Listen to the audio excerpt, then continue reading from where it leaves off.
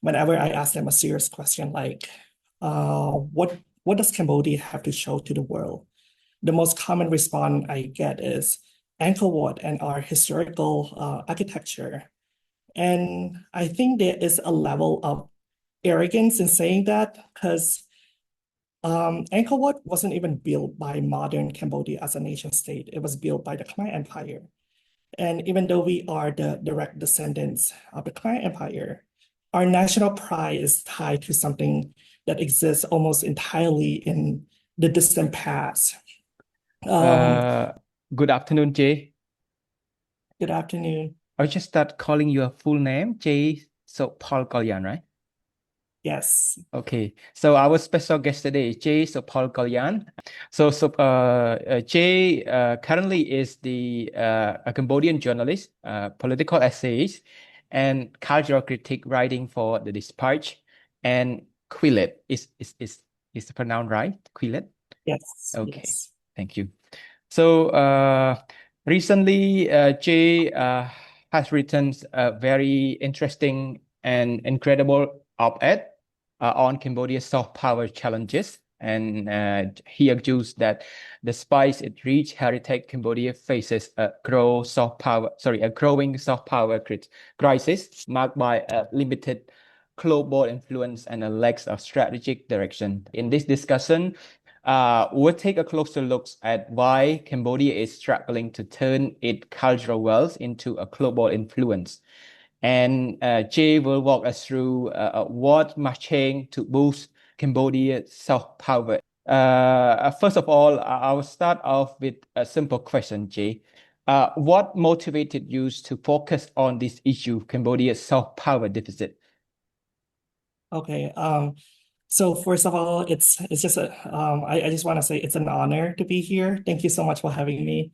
So the reason I decided to write this piece is because I feel a strong sense of frustration with Cambodia's unrealized potential. Mm. Um, I realize that what I'm about to say might sound like a controversial statement, right? But Cambodia as a country hasn't given me a good reason to feel proud. I often get into a lot of arguments with some of the most nationalistic Cambodians I know because of this. Whenever I ask them a serious question like, what does Cambodia have to show to the world? The most common response I get is Angkor Wat and our historical architecture. And I think there is a level of arrogance in saying that because Angkor Wat wasn't even built by modern Cambodia as a nation state. It was built by the Khmer Empire. And even though we are the direct descendants of the Khmer Empire, our national pride is tied to something that exists almost entirely in the distant past. We should absolutely cherish Angkor Wat and our temples. We should try to preserve it. But that pride reminds me of like a Nepo baby who was born into a rich family and they coast on their parents' legacy and act as if they have accomplished or earned that status without accomplishing anything themselves. So in this scenario, the Khmer Empire is like our parents. It's like our inheritance. But what have we as modern Cambodia built that is truly our own? Mm. I believe that every generation has a responsibility to create something of its own, to reinterpret that legacy and carry it forward in new forms, right? So that is what I want to see. Mm. Uh, I think that's important point, but can you give us one concrete example? What does that crisis actually look like in today's world and today's society? Can you point it out, like certain concrete example? You want me to give like an example Yep. Of the crisis of what? itself, lacking cultural influence, potentially a certain example that you can point out. Okay, so let's see here. So I remember like the first time I traveled to Europe for an exchange program to Poland, right? I had a transit in Qatar, and while I was going through this security screening with my carry-on, the airport security officer took my passport, and he was like, he looked at my passport, and he was like, Mm, "Oh, it's Cambodia. Is it part of Thailand?" mm, And I was a little bit offended, but I was like, no, it's an independent country next to Thailand. sure. So it's just like a moment like this that makes me realize how what a problem it is for Cambodia in terms of soft power. Mm, And I also live in New York City right now, right? Like so in New York here, there are maybe like one or two Cambodian restaurants here. I So see. not a lot of people here like know like Cambodian foods or have any knowledge about Cambodia at all compared to like dozens and thousands of Thai restaurants here. And this is like the biggest city in America. And people might ask like, how is that Cambodia's fault?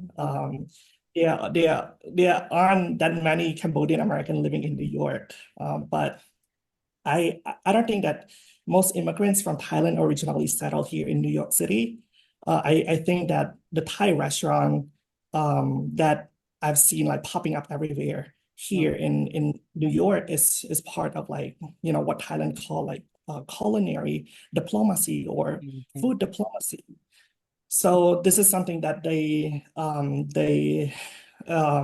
make a conscious effort into building for the country. So those are just like a few examples. I see. Really interesting. So my next question, I think in your article you also pointed the your argument is that Cambodia's soft power deficit is fundamentally an educational and cultural issue. Could you elaborate on how education system now and cultural institution shape or perhaps limits this country's soft power potential? Because I know that you're just moving, I mean, you moved to the US in 2018 and you're exposed to Cambodia education system here, and then you know exactly there's a gap or perhaps anything that you will be able to explain, like educational and cultural issue. Yeah. So you're right. I moved to the United States in 2018, and one of the biggest reason why I moved to the United States was because I know I wanted to be a writer, but there was just no market for me to be a writer here in Cambodia. There wasn't even a major for me to study. I really wanted to study English and creative writing, and most of the English major that they have here in university would focus on becoming a teacher, right? They would teach you a lot of like grammar and vocabulary in university to prepare you to become the next teacher for the next generation. And that wasn't really something that I was interested in. I really wanted to be a writer, and I really want to like I don't know, like change society with my writing, but that was not like in it for me. So I decided to move to America. And if you really look at how soft power is produced, it's produced by writers, Yep. filmmakers, artists, scholars, right? So the education system plays a decisive role in determining whether those people exist in sufficient numbers and whether they are equipped to create work that travels abroad. So in Cambodia, the system tends to prioritize fields like medicine, engineering, finance, and technology. Those are obviously very important for economic development, but they don't really generate cultural influence. Mm, The result is a kind of imbalance. We are training a lot of people in the workforce, but we are not cultivating a cultural class. mm, And without that class, people who interpret, like narrate, and reimagine our identity as Cambodians, you don't get the kind of stories that project a country outward. Um, there's also a misunderstanding built into the system itself about what the humanities actually do, like literature, history, the arts are they are often seen as secondary or impractical. Mm, when in reality, those are the disciplines that teach narrative thinking, cultural interpretation, and creative expression. mm, So true. those are precisely the skills that underpin soft power. Um, and in terms of culture, I feel like cultural institutions matter just as much too in this Yeah. conversation. Um, we don't have strong like film schools, publishing houses, Mm, translation programs, that's right. museums, right? Uh, and so even the most talented individuals in our country will struggle to find platforms without those cultural institutions. So right now, many Cambodian creators, they operate in isolation. They operate by themselves without any institutional support needed to refine their work or distribute it beyond the country. So the limitation isn't a lack of talent or heritage, but it's that pipeline that is incomplete. The education system isn't consistently producing cultural storytellers, and Yeah, yeah. the cultural institution that should support them are still underdeveloped. I see. That's really interesting point. I remember storytelling's culture or ability amongst people. If I would be allowed to ask, for example, like in terms of storytellings, I think some people I talk to might be having the same question. When it comes to storytellings in Cambodia, perhaps, what kinds of storytelling you refer to, especially something that would be allowing us to entice or perhaps attract uh, outside of global audience. And I think using our skill as a storyteller to interpret or perhaps to tell people about cultural identity, cultural potential, any things about our country. But is it something about telling a good thing, or it can be both thoughtful and of course positive thing about Cambodia? Can you elaborate Uh, on storytelling? Uh, Okay, so I can actually give you a very concrete example from Thailand, right? I feel like Thai culture is something we in Cambodia are very familiar with, mm, mm, so it's a very easy example to give. So I don't know if you have heard of this Thai drama before. It's called Love Destiny, yeah, or the Khmer title is I think it's called Karagate, or yeah, I haven't watched it myself, but it's yeah. from 2018. So it's about a girl who traveled back in time to the Ayutthaya Mm, period and ends up meeting the king and falling in love with the king. Right. A lot of Cambodians at the time like watch it, and I heard people like constantly were talking about it. So what is interesting about this entire drama is that it didn't just stay on the screen. It actually translated into real world impact. It sparked tourism in Thailand. mm, People want to visit Ayutthaya because they had seen it romanticized through the story of like a girl falling in love with a king. Even I didn't even watch the drama, but after like hearing people talking about it, I mm, felt drawn to go there, mm, and I eventually like visited the temple in Ayutthaya. But to be honest, when I got there, I was a little bit disappointed with the temple, mm, not as a criticism to Thailand, but just as a in a comparative sense, right? Like if you look across the region, Cambodia temples are objectively more impressive. mm, Thailand has incredible islands and beaches, no question there. But when mm, it comes to temple architecture, Cambodia has better mm, temples. mm. But that is exactly the point. Like I see. Thailand was able to take its historical setting and package it into a compelling story and project it globally. Mm, We have the cultural assets, arguably even stronger than in Thailand, mm, but we don't yet have the industry to turn all of those assets into films or dramas that can travel and shape how people see us. mm. I see. one of the compelling example. But when it comes to this issue, storytelling or perhaps lacking the ability to make use of our own cultural heritage in projecting our influence. So where should we start from your point of view? What should be the tiny bit of step or perhaps something that would be easier to start for Cambodia as of now, as someone who's stay in the US and then you see from outside the country might be your ability to see from somewhere far might be more critical and also more crucial in improving this.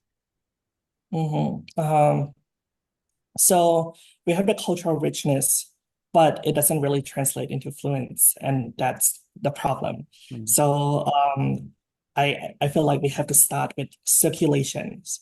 So I mentioned examples in my article. I mentioned South Korea and Japan as my examples. So this country, they didn't just rely on having beautiful traditions and cultural assets. They actually built industries that could package and distribute culture at a global scales, right? They built film studios, music labels, publishing networks, animation sectors, and even like video games. By contrast, Cambodia is still rebuilding much of our creative infrastructure after the devastation of the Khmer Rouge period. We just don't have any of those yet. So I feel like we have to start with that. We have to start building all of those infrastructure back and give platform to young creators to create. So that's the first step. Yep, the first step is also good points like infrastructure in place. But who should be the key actor in this process? So I think I mentioned in my article that the government cannot just tell like creators what to create. Otherwise, it would be propaganda. Yep. But the government, yes, but the government should actually invest in like film schools, and there are also like a lot of policies that they can pass to allow for an investment to come in to come into Cambodia. So I've seen like one of my favorite movie of all time is First They Killed My Father. It's about a Khmer Rouge, and it was on I think it's still on Netflix. And it was actually produced by Angelina Jolie, right? So I think we had to like come up with a lot more we have to allow more of that in Cambodia, allow foreigners to come and invest in our infrastructures, and allow for more foreigners to like create like space for young creators to create. So there's a lot of key actors in this, not the government alone, like you mentioned in your articles. Yeah. So another question, I think you also emphasized the need, but I remember you also raised what skill we prioritize, what skill we value in Cambodian society. But I think that referred to the shift in societal mindsets, like perhaps how Cambodia would be able to value different fields of expertise. Do you think that how can we encourage people to, or perhaps the shift in the societal mindset, like how people would be able to change their mindset, value both social science and at the same time science that will be fundamental in development? Okay. So the main reason why careers in literature and history and film and cultural studies, like the reason why those careers are not valued compared to other fields like, I don't know, like economics or science, it all comes down to income, right? That is a very real concern. After you graduate, you are simply not going to make as much money in those fields, especially in Cambodia. Mm, So when people think about value, they often measure it in terms of financial returns, and I don't blame them for that because this field don't currently generate strong income. Many people assume that studying them wouldn't lead to a real job, so they start to see them as luxury majors, something that only rich people with wealthy backgrounds could afford to pursue. mm, And middle class and lower class, people tend to prioritize something more practical and stable. So to some extent, I don't want to dismiss that perception. That perception actually reflects reality. But I think that that perception can change, and it changes when the ecosystem changes. If we build the right infrastructure, when people in the humanities and arts could actually create work that generates income, then attitudes would follow too.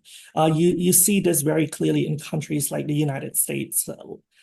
People who study film or literature there, nobody undervalued them. Nobody frankly, nobody like trashed them saying like, oh, those majors are useless.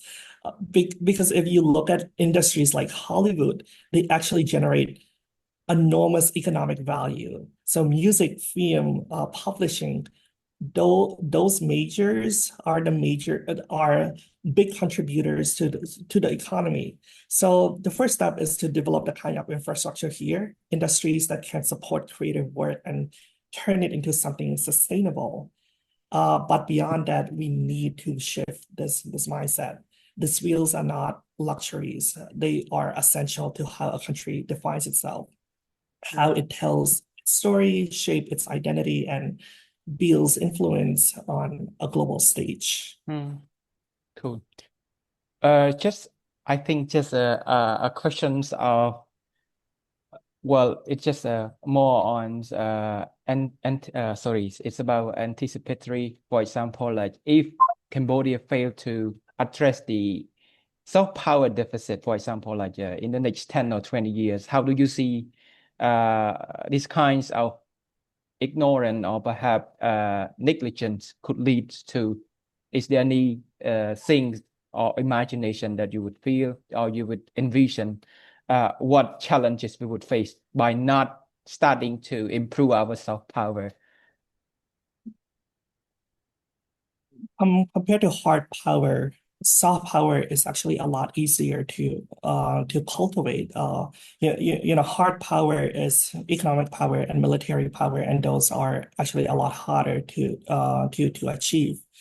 Uh, and my fear of Cambodia not having enough soft power is it actually played out during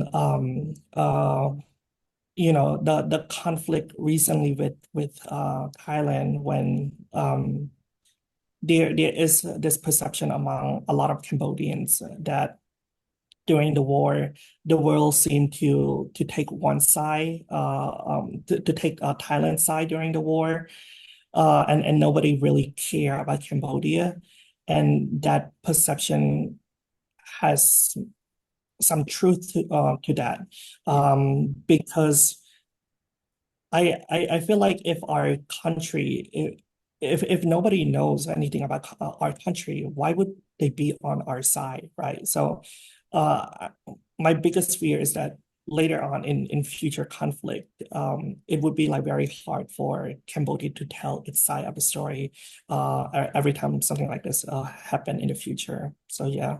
Yeah. So the long-term risk would be greater when we don't actually act and try to boost our soft power, I could say so. Mhm. Yeah.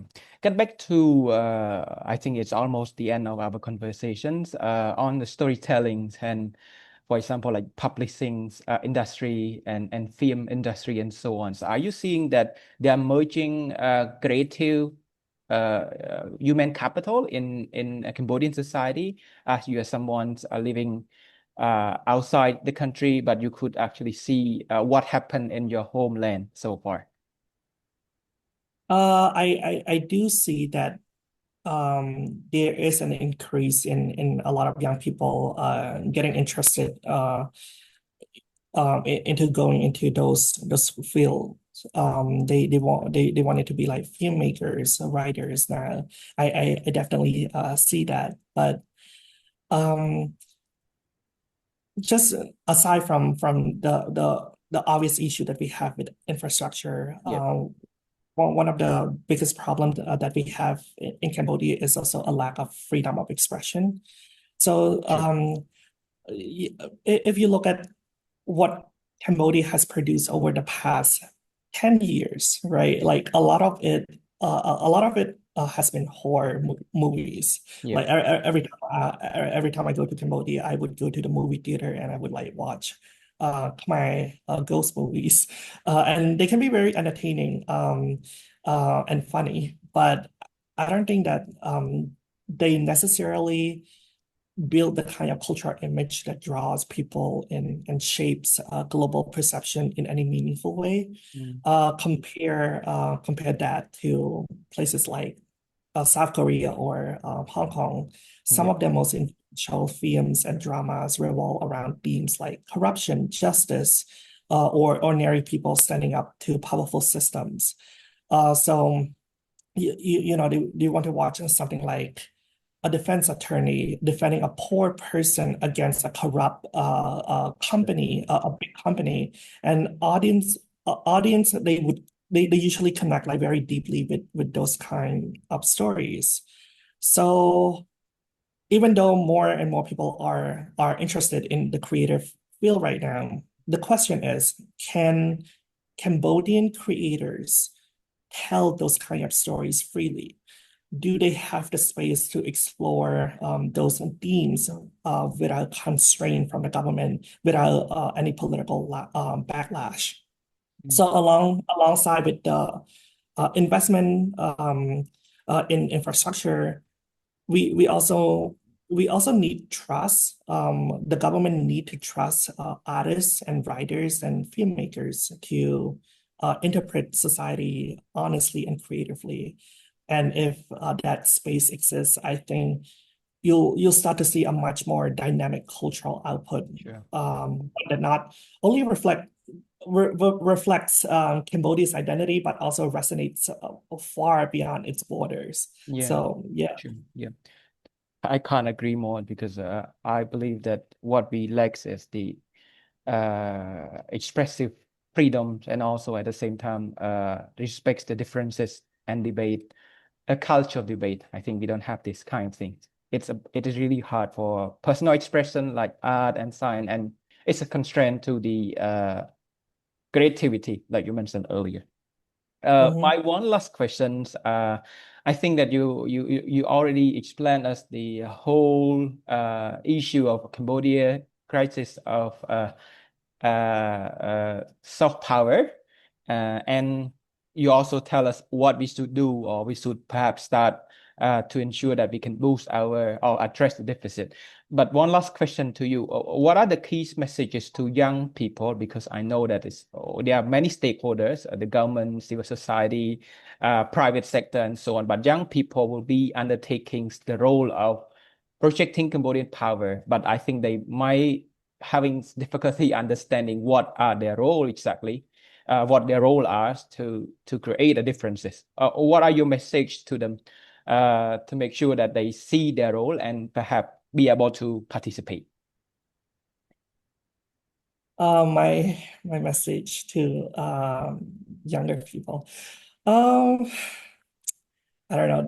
This is hard because I'm not good at like giving advice to young people. I guess um a lot of a lot of people in grade 12 right now are probably thinking about what they want to study after they graduate in the 12th grade, after they finish the national exams. And I think that humanities can be a very good field that they should explore. They don't have to go into like medicine or anything scientific.